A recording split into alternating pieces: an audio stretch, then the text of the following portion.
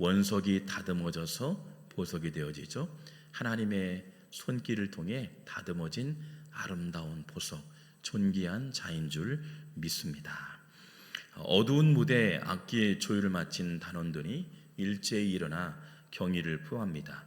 그리고 그의 손짓에 따라 연주가 시작되고 부드럽게, 때로는 강렬하게, 때로는 정교하게 조화를 이루어 연주해 가는 사람, 바로 지휘자라 말합니다. 지휘자의 손길은 강렬한 음악이 연출되기도 하고 때로는 부드럽게 많은 이들에게 감동을 주는 은유를 표현하기도 합니다. 지휘자의 손끝에 달려 있죠. 멈추라 할 때는 일제히 멈추게 됩니다. 그리고 또한 소리를 내라 할 때는 일제히 기다렸던 듯이 아름다운 음악을 선물하게 됩니다. 지휘자의 손끝에서 아름다운 하모니 하나가 되어져서 많은 이들에게 감동을 주는 전율의 음악. 여러분, 아름다운 소리이죠. 여러분은 아름다운 조율에 맞춘 지휘자의 손길에 바로 연주하는 사람들입니다.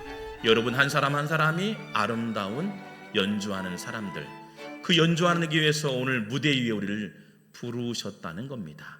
아름다운 소리를 내기 위해서 우리를 무대 위에 부르셨다.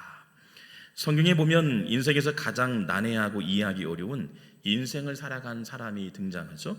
단연 바로 요셉을 들 수 있습니다. 형들의 미움이라는 고난의 악장이 연주되고 오해받고 감옥에 갇히는 상황에도 침묵으로 연주가 시작됩니다. 꿈을 해석하며 기뻐해야 할 현장에도 암울한 연주는 계속되어집니다. 그러나 상황은 암울하고 어두울지라도 하나님의 연주에 맞추어 그는 반응하기 시작하지요. 지휘자 왜 그 요셉 그를 위해 연주했을까요?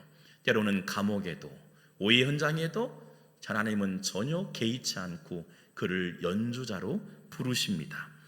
그를 연주한 이유가 뭘까요? 지휘자의 연주에 순리대로 따라갔습니다. 바로 하나님의 경륜이라 표현합니다. 하나님의 질서 속에서 그는 연주하였습니다. 때로는 오해받는 상황에도 계속해서 연주하고 자기의 소리를 내지 않고 하나님을 기뻐하는 연주자의 모습을 보게 됩니다. 연주에 단 한 번도 흐트러짐 없는 태도, 그 모습을 보셨던 거죠.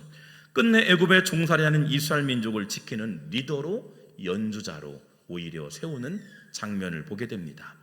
오늘 성경에 보면 세상의 아름다운 소리를 만들어가는 지휘자가 등장하죠. 마태복음 20장 1절 말씀 보면 천국은 마치 비유하고 있죠. 품꾼을 얻어 포도원에 들여보낸다. 누굴까요? 어떤 사람만 특징을 짓는 게 아니었죠. 누구나 부르셨다는 겁니다. 아름다운 소리를 만들어가는 지휘자는 자신의 무대 위에 오르게 한다는 사실입니다. 무대 위에 우리를 올려주셔서 하나님의 손길을 통해서 연주하게 한다는 겁니다. 오늘 지휘자는 모든 대원들에게 자신의 무대 위로 초대합니다. 포도원에 들여보내려고. 무슨 일일까요? 지휘자는 자신의 공연에 모든 대원이 참여할 수 있도록 초대하고 있다는 겁니다. 때로는 가진 것이 없고, 때로는 억울하고, 때로는 슬픔에 차고, 조건이 아무것도 없는 사람일지라도 오늘 모두를 초대하고 있고 무대 위에 올려주신다는 겁니다. 처음 배운 사람도 괜찮습니다. 악기를 다뤄본 적이 없는 사람도 괜찮습니다. 악보를 이해하지 못하는 사람도 괜찮습니다. 나를 계속해서 무대 위에 올려주시죠. 포도원의 일꾼이 되어라. 수고하고 무거운 짐자들아 다 내게로 오라. 무대 위로 올리신다는 겁니다. 전 세계 대표적인 이 3대 오케스트라를 뽑는다면 그 중에 단 하나, 바로 베를린 필하모닉이라 들 수 있죠. 연주자에게 무대 위에 오른다는 그 자체가 음악인들에게서 최고의 명예임을 보게 됩니다. 그런데 그 대원의 자리에 오르기까지는 아무나 뽑지 않습니다. 한국의 대표적인 비올리니스트 박경민 씨는요, 무려 50대 1로 바로 필하모니의 오케스트라의 단원으로 올라가게 되었습니다. 어릴 적부터 바이올린, 첼로, 다양한 악기를 다뤘던 박경민 씨, 50대 1로 경쟁률을 뚫었고요. 그런데 50대 경쟁률에서 뚫고 바로 단원으로 쓰임받지 않죠? 수습기간이 2년의 수습관을 거치고요. 오케스트라 다우는 전체의 투표수 3분의 2가 동의해야만이 무대 위에 설 수 있음을 보게 됩니다. 대원이 될 수 있다는 사실입니다. 그런데 오늘 보세요. 오늘 그런 조건 없이도요 괜찮다는 겁니다. That's okay. 괜찮다는 거예요. 그런 조건, 그런 스펙 아닐지라도 오늘 주님은 우리를 무대 위에 오르게 하신다. 얼마나 감사해요. 우리 교회를 에클레시아라 말하죠. 지상에 천상에 아름다운 하나님의 나라. 오늘 우리를 모두를 초대하셨다는 겁니다. 무대 위에 오르게 하시는 하나님 아버지의 마음을 엿볼 수 있음을 보게 됩니다. 여러분, 심지어 무대 위에 오르게 하셔서 그에 따른 최고의 명예와 영광을 누리게 한다는 겁니다. 20장 2절 말씀 마태복음, 그가 하루 한 데나리온씩 품꾼들과 약속했다는 겁니다. 무대 위에 설 수 있는 것도 감사하지만 그에 따른 상상할 수 없는 보상, 대가를 주신다는 겁니다. 얼마나 감사해요. 부와 명예를 누릴 수 있도록. 횡재입니다. 대박입니다. 로또에 당첨된 것 같습니다. 주인이 실수한 것일까요? 성경은 전혀 그렇지 않았다라고 얘기합니다. 차별 없는 단 한 사람도 예 없이요, 차별 없이요, 다 무대 위에 오르게 하셨다. 은혜이죠. 바로 지휘자의 마음을 알 수 있어요. 지휘자는 모든 사람을 초대하고 있다는 거예요. 가난하고 연소자일지라도, 억눌릴지라도, 때로는 오늘 이 순간 단 1초라도 희망이 보이지 않는 많은 사람들에게 오늘 우리를 부르고 있다는 겁니다. 무대 위에 오르게 하시는 하나님의 손길. 그래서요 20장 3절 말씀 보면 제3시, 오늘날 말하면 오전 9시에 나가보니 장터에 놀고 서 있는 사람, 일감도 없죠. 능력도 스펙도, 그런데 그런 스펙, 능력 요구하지 않습니다. 여러분, 늦게서 찾아온 게으른 사람일지라도요, 일찍 찾아온 부지런한 사람일지라도요, 지휘자는 시간과 환경에 제약을 두지 않습니다. 다 들여보내고 싶은 게 지휘자의 마음이고 포도원 주인의 마음임을 보게 됩니다. 하나님 아버지는 제약을 두지 않아요. 지난 과거에 어떤 삶을 살았는지, 누군가에게 힘이 들고 어렵게 했던 상황일지라도 개의치 않습니다. 오늘 우리를 모두를 초대하고 있다는 겁니다. 수고하고 무거운 짐진 자들아, 다 내게로 와 쉬어라. 포도원 주인의 마음인 거죠. 오로지 자신이 준비한 공연에 모두 참여케 하는 것이 목적이었음을 보게 됩니다. 오늘 지휘자의 관심은 놀고 있는 사람들, 쉬고 있는 사람들, 지쳐있는 사람들, 곤고한 사람들, 눈물린 사람들, 아파하는 사람들, 누구 하나 거들떠보지 않는 외로운 사람들에게 오늘 초대하고 있다는 겁니다. 무대 위에 올려주셔서 아름답게 연주하길 원하시는 하나님의 계획 속에 있다는 사실임을 보게 됩니다. 지휘자, 포도원 주인은 도저히 일할 수 없는 사람들마저도요 다 들여보내서 안달이 났다는 상황입니다. 놀고 있는 나를 쓰시겠다니 얼마나 기뻐요. 스펙도 재능도 없는 사람 나를 쓰시겠다니 얼마나 기뻐요. 다름 아닌 하나님 나라이죠. 하나님 나라는 지난 과거 우리가 어떤 삶을 살았는지, 지금 슬픔과 고통에 있을지라도 개의치 않는다는 겁니다. 아무런 제약이 없는, 아무런 조건이 없는 하나님 나라, 하나님 나라. 저는 가끔씩 감사한 분이 떠오르는 분이 있어요. 저 개인적으로 유학하면서 가장 기억에 남는 일이 문득 떠오릅니다. 그분의 은혜가 있지요. 졸업할 무렵에 논문을 마무리하는 시간에 이제 논문과 함께 논문비가 필요합니다. 돈이 다 떨어졌어요. 도저히 일할 수 없는 상황 가운데 생활할 수 없는 상황이 닥쳤지요. 돈도 없죠. 또 일할 수 있는 상황도 아니었어요. 논문을 써야하기 때문에. 그런데 결단을 했어요. 생활도 필요하고 비용도 필요하고 논문도 써야겠다. 그래서 웬만한 일들을 좀 다 해봤던 것 같습니다. 밤 청소 쉽지 않죠. 낮에 공부하고 밤에 또 일하고 새벽에 돌아와서 잠깐 눈을 붙이고 학교에 가고 또 딜리버리를 했어요. LA 끝에서 일가에서 백가까지 이 스트리트 백가, 110가, 120가까지 딜리버리를 하고 음식을 배달했어요. 택시도 했습니다. 밤 손님들 맞이하고 그래서 멀리 1시간에서 때로는 2시간까지 거리되는 방문하고 내려다 주면 제 차가 아니기 때문에 그분의 차예요. 제가 열심히 단박질 뛰어야 합니다. 한 5km 이상은 매일같이 뛰었던 것 같아요. 그때는 홀쭉했습니다. 무섭기도 하고 흑인가를 방문하기도 하고 때로는 위협을 받기도 하고. 근데 알바의 특징은 내가 하고 싶은 시간, 하고 싶은 일만 할 수 없잖아요. 정해진 시간. 그런데 유학하면서 이 방세를 내야죠. 생활용품 필요했죠. 가장 중요한 학비와 농비가 필요하기 때문에 결단하고 그리고 또 그래서 일을 하기 시작했어요. 구인 광고를 보니까 구인 광고 신문에 내가 할 수 있겠다 싶어 지원했습니다. 근데 그 일은 아무나 할 수 있는 게 아니었고요. 스토어만 해도 한 40개 매장에 메인 오피스 자리였습니다. 한번 말씀드리죠. 경험도 없죠. 할 수 있는 것이 제한되었습니다. 뭐 컴퓨터 전 매장에 인벤토리, 수많은 옷까지 여성 옷들, 남성 옷들, 신발, 액세서리 수많은 인벤토리니까 물건들이 엄청납니다. 각 매장이 엄청난데도요 그 40개 매장을 총괄해야 합니다. 그런데요 그날 저게 갖고 있는 능력도 없죠. 부족하죠. 근데 면접을 봤어요. 허름하고 중년의 남자가 면접을 보자마자 내일 당장 출근하세요. 아니 스펙도 없고 경험도 없고 능력도 없는 사람을 왜 쓰실까? 근데 그분이 딱 그래요.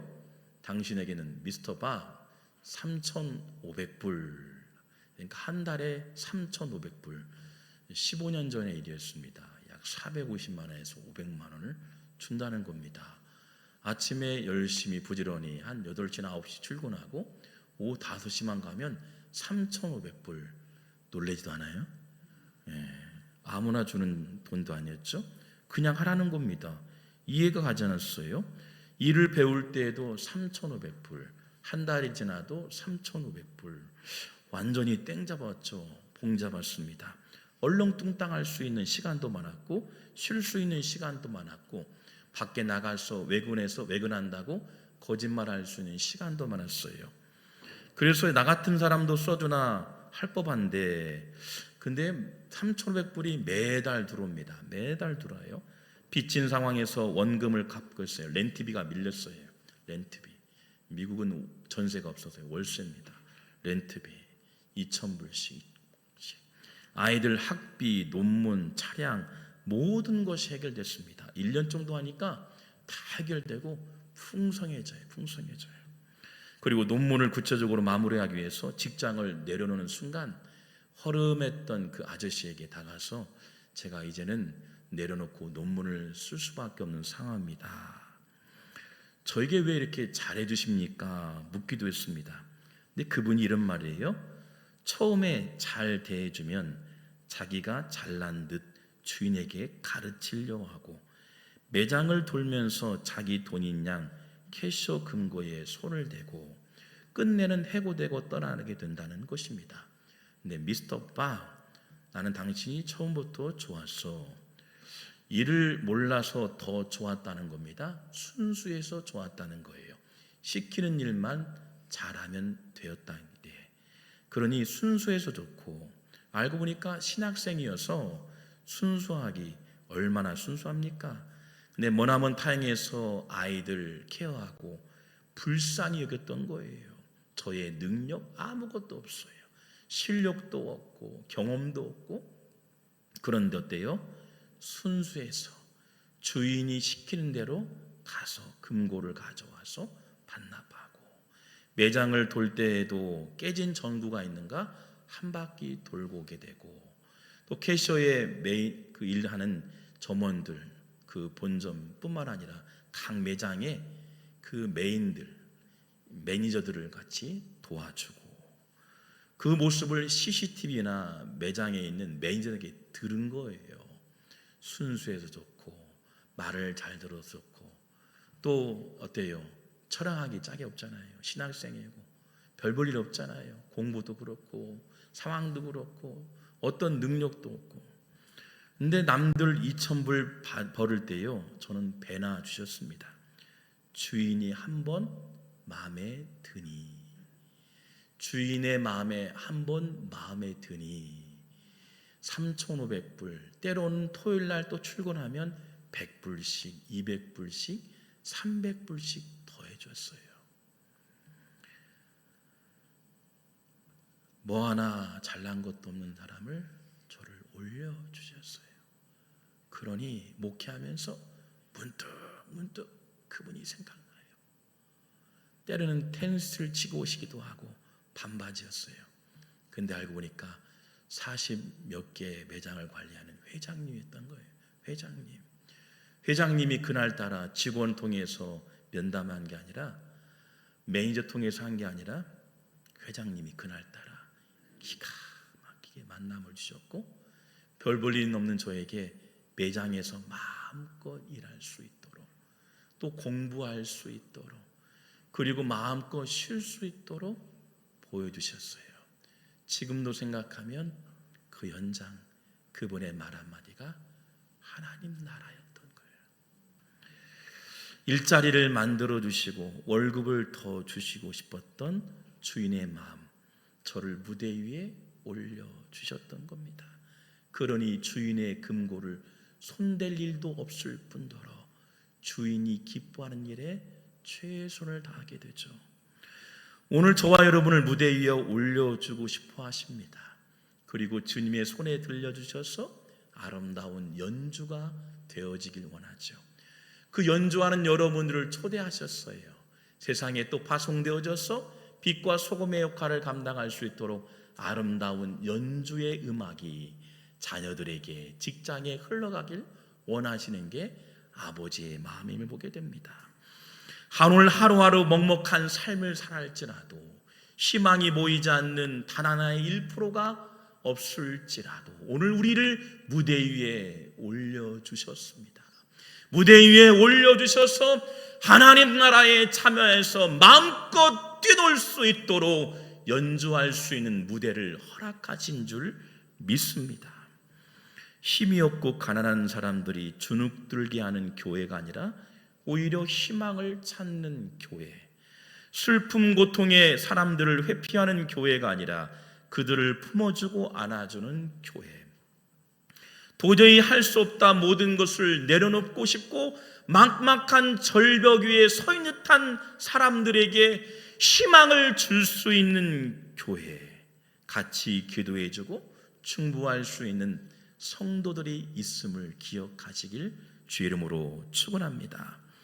저를 위해서 무대에 올려주신 하나님, 누군가 손길을 통해서 무대에 올려주신 것처럼 여러분을 무대 위에 올려주셔서 마음껏 연주할 수 있도록 우리를 부르신 것처럼 여러분 한 주간 삶 가운데도 연주자가 되어져서 누군가에게 희망을 주고 용기를 주고 하나님 나라를 증거할 수 있는 믿음의 선한 영향력 있는 성도가 되길 주의 이름으로 축원합니다.